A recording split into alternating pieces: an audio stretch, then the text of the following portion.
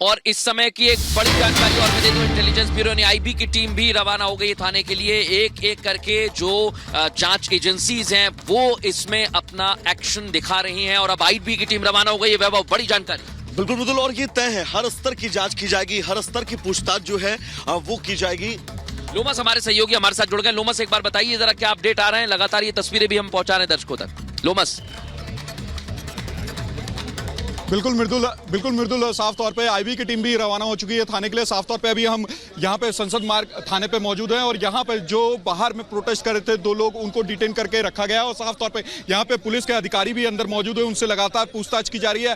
साफ तौर पे हमने एक आई विटनेस से भी बात किया, उन्होंने ये पूरी बात बताई कि किस तरीके से जो अंदर आरोपी मौजूद थे उन लोगों ने किस तरीके से अपने जूते में वो स्मोक गैस छुपा रखी थी और उसके बाद जैसे ही कार्रवाई। बिल्कुल, देखिए अब एफएसएल की टीम ने यहाँ पर सैंपल कलेक्ट कर लिए हैं और आपको दिखा रहे हैं, सेकंड स्पॉट पर पहुंचे हुए हैं और एफएसएल के जो तमाम कर्मी हैं वो एक एक करके सैंपल कलेक्टिंग का काम कर रहे हैं, सैंपल कलेक्शन कर रहे हैं। वैभव, अभी अब सबसे महत्वपूर्ण यही है कि दोनों स्पॉट आपने देखे, सबसे पहले आप यहां पर पहुंचे हुए थे, पहले स्पॉट का सैंपल कलेक्टिंग हुआ, वीडियोग्राफी हुई, अब दूसरा स्पॉट भी सैंपल कलेक्ट कर लिए गए। वैभव, बिल्कुल सैंपल कलेक्ट कर लिए गए हैं। इन दोनों स्पॉटों की तस्वीर भी हमने आपको दिखाई थी और अब देखिएगा सैंपल जो है वो यहां पर कलेक्ट कर लिए गए हैं। एफएसएल की टीम ये तय है अंदर भी सैंपल कलेक्शन को लेकर जाएगी मृदुल, लेकिन ये सैंपल बहुत महत्वपूर्ण इस लिहाज से भी है कि कोई एक्सप्लोजिव जो है वो इनमें ना हो, कोई ऐसे तत्व इनमें ना हो जिसके जरिए यहां पर जो है वो ये जो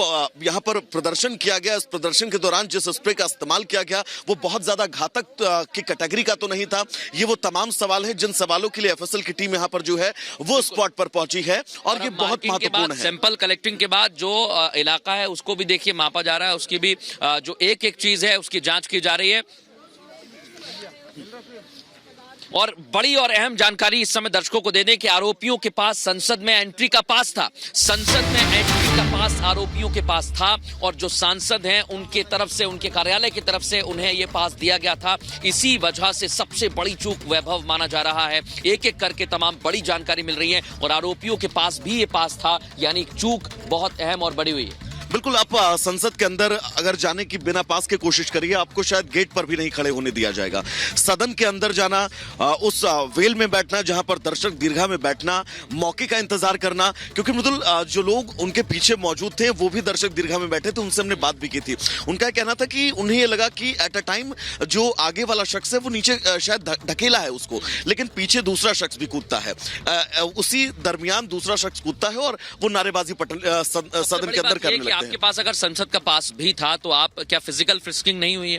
क्योंकि अगर आपकी चेकिंग की जाती है, यानी हाथों से चेकिंग की जाती है, मैं दिखाना चाहूंगा, ऐसे आपको मॉल में या कहीं आप जगह जाते हैं, संसद परिसर के अंदर भी जाते हैं तो चेकिंग की जाती है, तो क्या उसमें चूक हुई है? क्योंकि अगर वो जैसा सांसद तमाम बता रहे थे कि जूते में फंसा के ले गया है या जूते में छिपा के, जैकेट में छिपा के, शर्ट में छिपा के, कहीं भी छिपा के ले गया, तो क्या चेकिंग नहीं हुई थी? और अगर इतनी बड़ी चूक हो रही है तो फिर सबसे अहम और बड़ा कैसे ये